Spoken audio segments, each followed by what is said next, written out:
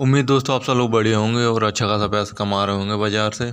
Channel को subscribe जरूर कर दीजिए क्योंकि फ्री में है और कोई पैसा वैसा देना नहीं पड़ता है। प्राइज इंडस्ट्रीज के बारे में बात करते हैं। आज सोमवार है, हफ्ते का पहला दिन है।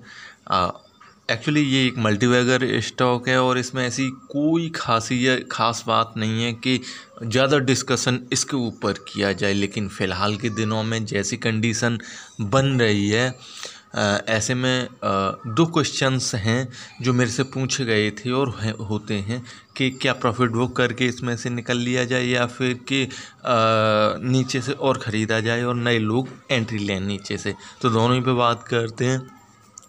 पहले शुरू करेंगे कि इसका रिटर्न देखेंगे, इसने किस हिसाब से रिटर्न दिया है और रिटर्न के बेस पे हमें आगे क्या करना चाहिए, क्योंकि बहुत कुछ रिटर्न पे ही निर्भर करता है। बहरहाल देखते हैं कि इसने कितना रिटर्न दिया है। आज एक वीक में इसका -1.85% का रिटर्न है। एक महीने में -5.70 का रिटर्न है, लेकिन सालाना में ये 440% का रिटर्न है और 5 साल में। और इसका जो मैक्सिमम तो इसने ₹1 शुरुआत करके 19,802% से भी ज़्यादा का रिटर्न दिया है। तो ये चीज़ देखने वाली है कि किसी स्टॉक में अगर आप पैसे डालते हैं पिन स्टॉक में तो उसमें आप बने रहें। ₹358 फ़िलहाल ट्रेड करके बंद हुआ। इसका हाई जो 360 रुपये इसने लगाया था और लो 337 रुपया। 52 वीक का जो हाई है 407 रुपया है और 58 रुपये का स्टॉक किस तरह से 358 रुपये का साल भर में हो गया। तो ये भी मैटर करती है चीज़ कि स्टॉक में हैं तो आप बने ही रहें। बहरहाल इसके प्राइस मूवमेंट पे चलते हैं ताकि इसमें जो हो रहा है उन चीज़ों को देख पाएँ हम और फिर उस पर डिस्कस कर पाएँ कि इसके सालाना अगर देखेंगे तो इसने 63 रुपया 65 रुपया शुरुआत की थी और 65 रुपया से कंटिन्यूस बढ़ता रहा। मैंने कहा कि इसमें ज़्यादा ऐसा कुछ तो है नहीं बोलने के लिए, लेकिन फिर भी ये कंटिन्यूस बढ़ता रहा। लेकिन फ़िलहाल के दिनों में या तो पिछला महीना ले लीजिए या अभी हालिया दिनों में कि स्टॉक ने नीचे आने की कोशिश कर रहा है, नीचे गिर रहा है। अब नीचे आने की कोशिश क्यों कर रहा है कि ये ऊपर नहीं उठ पा रहा है। इसने 316 रुपये का पहले जो हाई बनाया था उसके बाद लो बनाया और 316 रुपये का, लेकिन दोबारा कोशिश की हाई बनाने की। हाई बनाया तो लेकिन फिर नीचे गिर पड़ा। जैसे कि आप यहाँ पे देख सकते हैं कि इसने 2 बार कोशिश की है ऊपर उठने की, लेकिन दोनों ही बार नीचे गिर पड़ा है। तो ऐसे में चीज़ें यही आती है कि स्टॉक को अपने हाई से ऊपर जाएगा या अपने लो से नीचे जाएगा, तो क्या करें।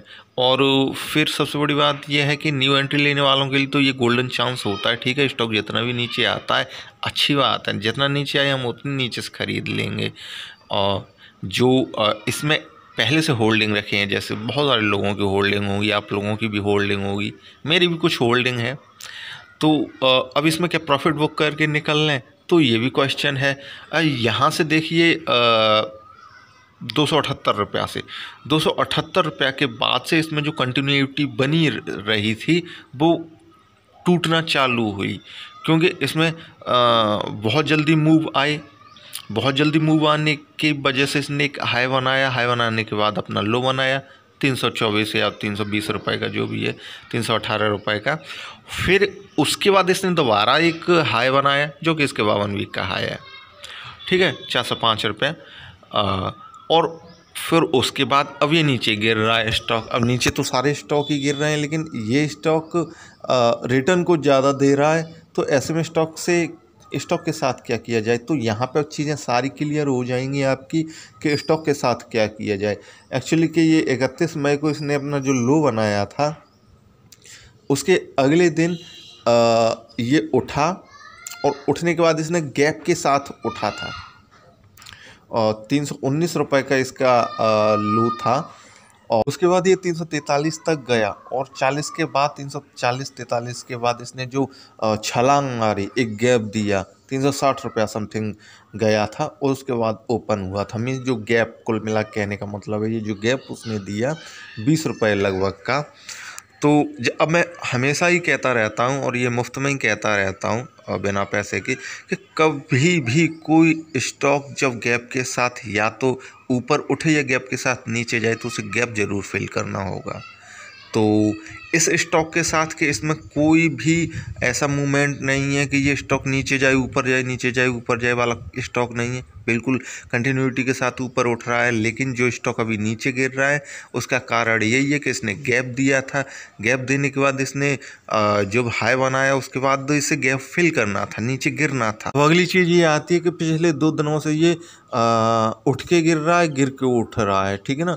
अब यहाँ गैप फिल करने के बाद वही मुद्दे की चीज़ यही आती है कि स्टॉक अब ऊपर उठ रहा है, वो नीचे उसे नीचे स्टॉक नीचे जाता है लेकिन ऊपर उठ जाता है। अब यहाँ पे जो 5 दिन का प्राइस मूवमेंट यहाँ क्लियरली दिख रहा है कि देखिए स्टॉक ने एक गैप बनाया है, उसके बाद ये ऊपर उठा है। अब यहाँ पे एक चीज़ देखिए कि जो पिछला लो है और 349 रुपये की कीमत पे ये जो जब बैठा रहा था ऊपर नहीं उठ पाया था, वो अपने पिछले लो को एक तरह से उसे उठ के या उसे तोड़ के ऊपर नहीं जा पा रहा था, लेकिन तोड़ दिया उसने, उठ गया। वही मैं कह रहा था कि स्टॉक ऊपर जाने की कोशिश कर रहा है और ऊपर जाएगा, क्योंकि इसमें ऐसा कुछ ज़्यादा है नहीं। मार्केट रीजन हो सकते हैं या फिर अदर रीजन हो सकते हैं जिनकी वजह से ये गिर रहा है, लेकिन ये तो हर स्टॉक के साथ होता है। 368 रुपये का जो इसका हाई है, देखिए कंटिन्यूटी इसमें है। अब स्टॉक अभी 30 रुपये के बीच में अप और डाउन कर रहा है, जैसे कि 368 रुपया या 360-65 जो भी आप मान सकते हैं, और उसके बाद 336-35 रुपये जो भी कुछ मान सकते हैं। इसके बीच में स्टॉक अप और डाउन कर रहा है या आगे वाले दिनों में कर भी सकता है। तो 368 रुपये की कीमत को तोड़ देगा तो फिर ये कंटिन्यूटी के साथ एक और नया हाई बनाने के लिए जाएगा।